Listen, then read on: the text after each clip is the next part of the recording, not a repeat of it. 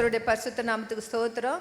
நான் உள்ளகர பகுதியிலிருந்து வந்திருக்கிறேன். என்னுடைய பெயர் சுசீலா. நான் 5 வருஷமாக நான் சொந்த வீட்டில் தான் இருந்தேன். ஆனால் வீடு கட்ட முடியாமல் ரொம்ப ஒழுகலாக இருக்குதுன்னு சொல்லிட்டு வாடகை வீட்டுக்கு போயிட்டு வீடு கட்டலான்னு ஏற்பாடு பண்ணோம். ஆகஸ்ட் மாதம் நான் ஜெபித்து ரொம்ப அழுதேன். அப்போ அண்ணன் சொன்னாங்க, மகளே சுசீலா, உனக்கு கொஞ்சம் பலன் இருந்தும் என்னுடைய பாதத்தில் நீ வந்திருக்கிற, ஆண்டவர் உனக்கு திறந்த வாசலை வைப்பாருன்னு சொல்லி ஜெபம் பண்ணி நான் ஜெபிச்சுட்டு போனேன். ஆண்டவர் இன்னைக்கு ஒரு அழகாக பெரிய ஒரு ஹாலு டைல்ஸ் போட்டு கட்ட, இப்போ பெட்ரூம் போட, கிச்சன் போட ஆண்டவர் தேவைகளை சந்தித்தார். அண்ணன் சொன்ன மாதிரியே திறந்த வாசலை எனக்கு முன்பாக ஆண்டவர் வைத்ததற்காக எனக்காக ஜெபித்த அண்ணாவுக்காகவும் கர்த்தருக்கே ஸ்தோத்திரம். என் பேர் சரண்யா. நான் பம்மல்லேருந்து வரேன். எனக்கு திடீர்னு வயிறு வலி வந்துச்சு. டாக்டர் கிட்ட ஸ்கேன் எடுக்கும்போது 6 கிட்னி ஸ்டோன்ஸ் இருக்குன்னு சொன்னாங்க. ரொம்ப பயமாக இருந்துச்சு. டாக்டர் என்ன சொன்னாங்கன்னா, திருப்பியும் பெயின் வந்துச்சுன்னா எண்டோஸ்கோப்பி பண்ணணும், ஆப்ரேஷன் பண்ணணும் அப்படி சொன்னாங்க. அப்போ நான் என்ன பண்ணேன்னா, காட்ஸ் லவ் மினிஸ்ட்ரீஸ்க்கு மெயில் அனுப்பிச்சேன். அவங்க என்ன ரிப்ளை பண்ணாங்கன்னா, நீங்கள் ஆண்டவர் சமூகத்தில் ஆராதனை செஞ்சுட்டு இருங்க. எப்படி எரிகோ மதில் அந்த துதியினால் விழுந்துச்சோ அதே மாதிரி கற்களும் கரைஞ்சு போகும். அந்த மாதத்தோட வாக்குத்தத்த வசனம், நானே உன் பரிகாரியாகிய கர்த்தர், அந்த வசனத்தை கிளைம் பண்ணி ப்ரேயர் பண்ணேன். அதே மாதிரி அந்த காட்ஸ் லவ் மினிஸ்ட்ரீஸில் இருக்க சாட்சியில் ஒன்று பார்த்தேன். ஒருத்தங்களுக்கு 2 கிட்னியும் ஃபெயில் ஆகிடுச்சு. அவங்களுக்கு அங்கிள் ஜெபிச்சாங்க. செயலடைஞ்ச கிட்னி அடுத்த நாள் அவங்க ஹாஸ்பிட்டல் போகும்போது ஒர்க் ஆகுது டாக்டர் சொன்னாங்க. அதை எனக்கு நான் என்னோடய விசுவாசத்தை பலப்படுத்தி காட் கிட்ட ப்ரேயர் பண்ணேன். 1 வீக் கழிஞ்சு டாக்டர் கிட்ட போனேன். ஸ்கேன் எடுத்து பார்க்கும்போது ஒரு ஸ்டோன்ஸுமே இல்லை. டாக்டரே ரொம்ப சர்ப்ரைஸாக இருந்தாங்க.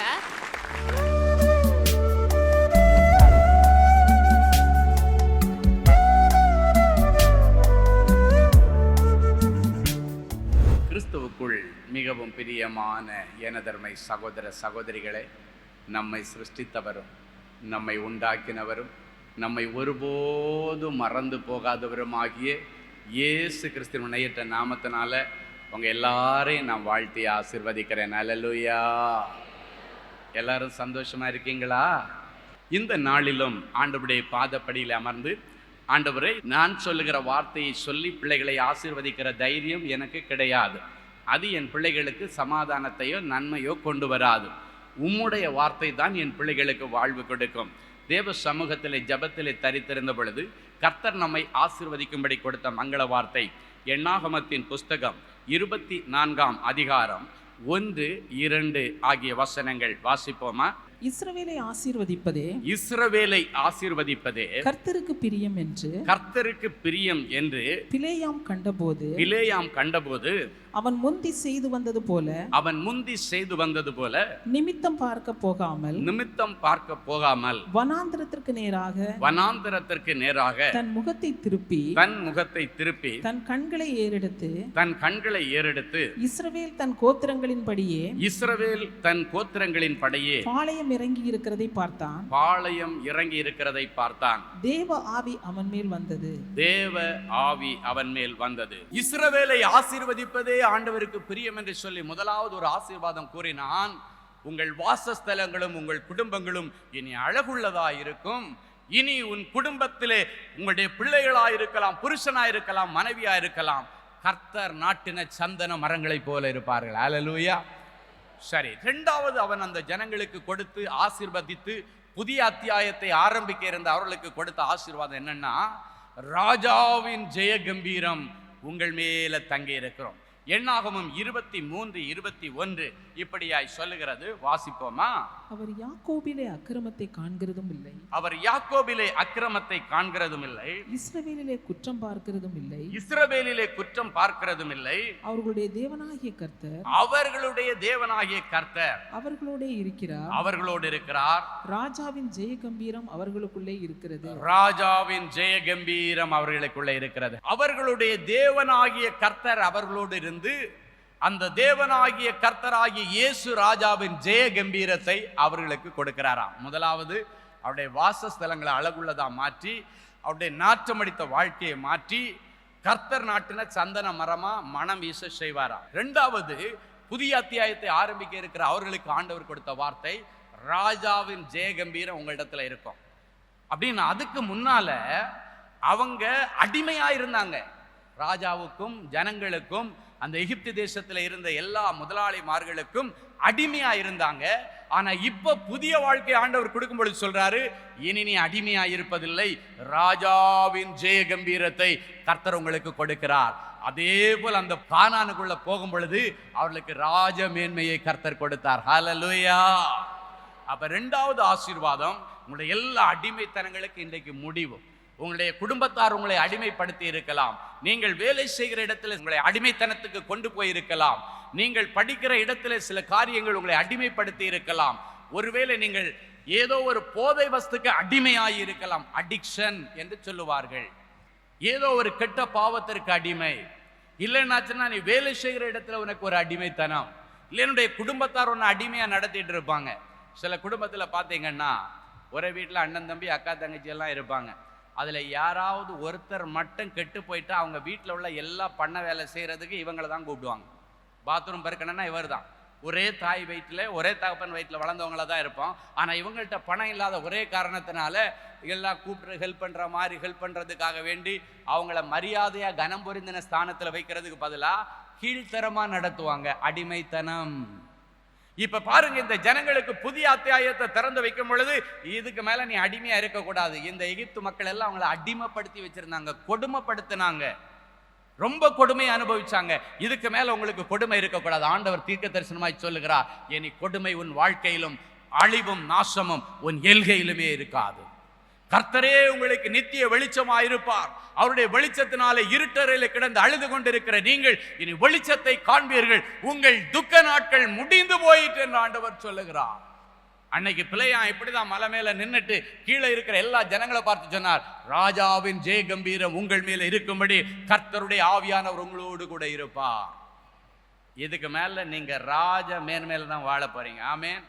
உனக்கு என்ன தகுதி இருக்குன்னு யாராவது கேட்டாங்கன்னா நான் ராஜா வீட்டு கண்ணுட்டின்னு சொல்லணும். ஏன்னா வசனம் சொல்லுகிறது, அந்த ராஜாவின் ஜெய கம்பீரத்தை கர்த்தர் உனக்குள்ள இன்றைக்கு வைக்கிறார்.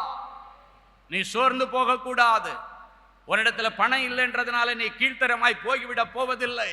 உன்னிடத்துல அழகு இல்லைன்றதுனால உன்னை கீழ்த்தரமா அனுப்பி விடுவதில்லை. என் ஆண்டவர் உனக்குள்ள ஒரு ராஜ கம்பீரத்தை ஆண்டவர் வைத்திருக்கிறார். ராஜாவின் ஜெய கம்பீரம். ஹல்லேலூயா. ஆண்டவருடைய பிள்ளைகள் நீட்டா ட்ரெஸ் பண்ணணும், அழகா ட்ரெஸ் பண்ணணும்.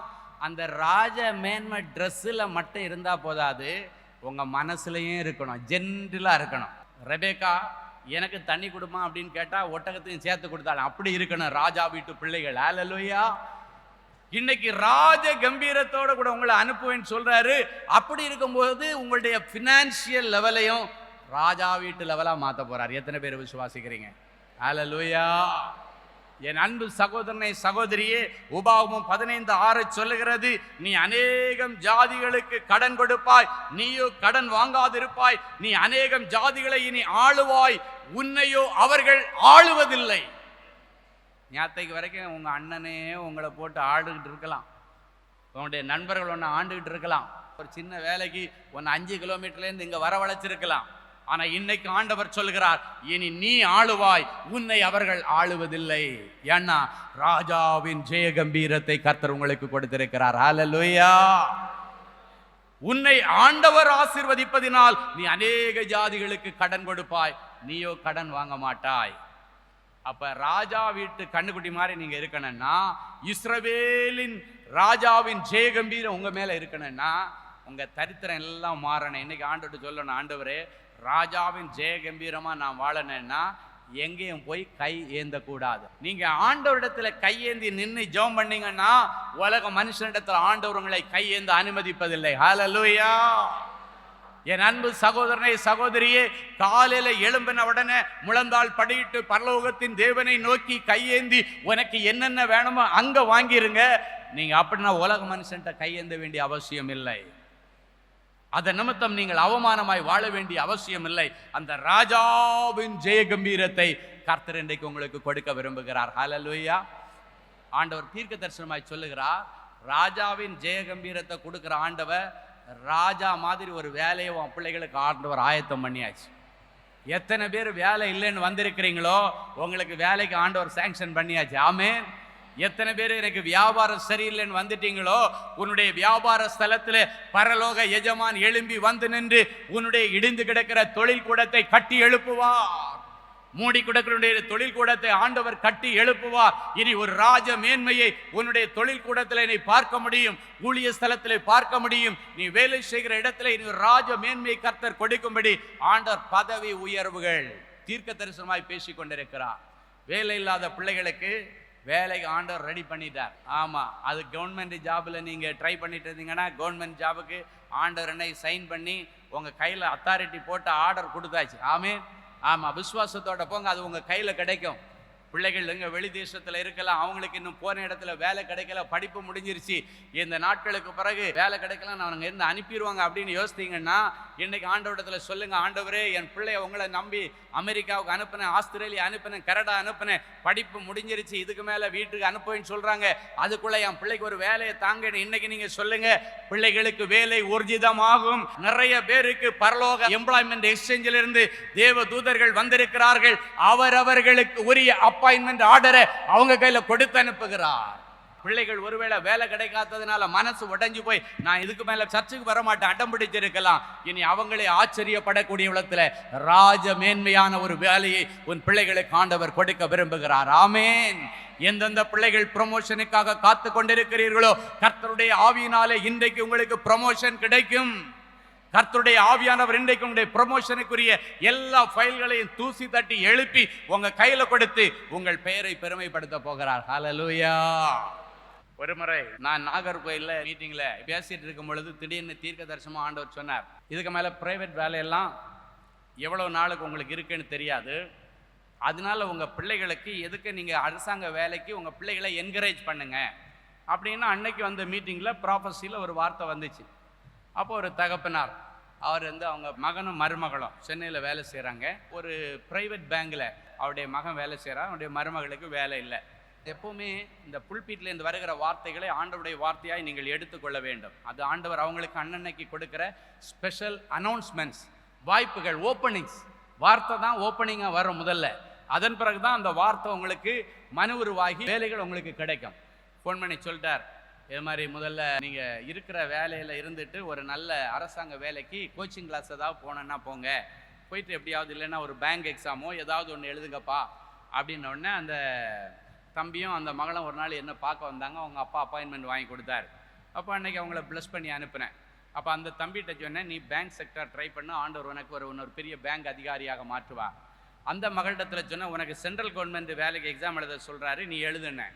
சும்மா சாதாரணமாக தான் அந்த ப்ராஃபஸி அவங்களுக்கு ஜெபம் பண்ணும்போது ஆண்டவர் நான் சொன்னதெல்லாம் ஆண்டவர் சொன்னார்.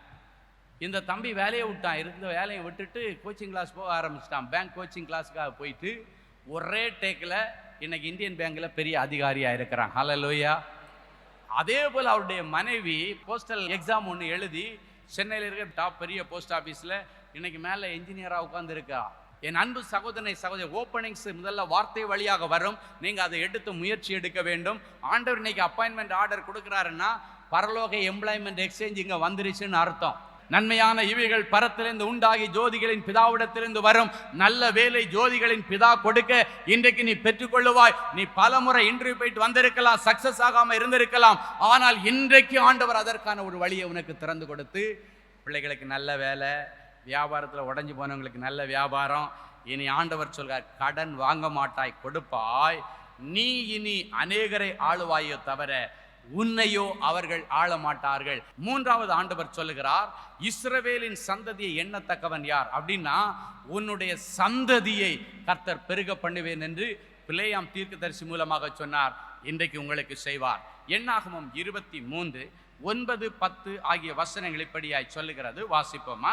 கன்மலையின் உச்சியிலிருந்து நான் அவனை கண்டு குன்றுகளிலிருந்து நான் அவனை பார்க்கிறேன். அந்த ஜனங்கள் ஜாதிகளோட கலவாமல் தனியே வாசமாயிருப்பார்கள். யாக்கோபின் தூளை எண்ணத்தக்கவன்